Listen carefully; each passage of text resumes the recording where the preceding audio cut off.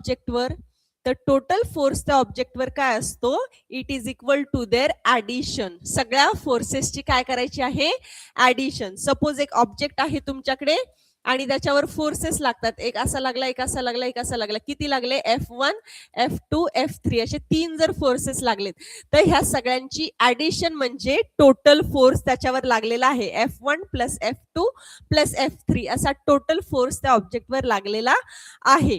आणि जर कधी ऍडिशन होईल जर ते तीनही सेम डायरेक्शन मध्ये असतील, तर तीनही फोर्स जर सेम डायरेक्शन मध्ये असतील तर त्यांची ऍडिशन होईल. कळलं का आहे. आता नेक्स्ट काय दिले बघा, if two forces are applied on an object in the directions opposite to each other.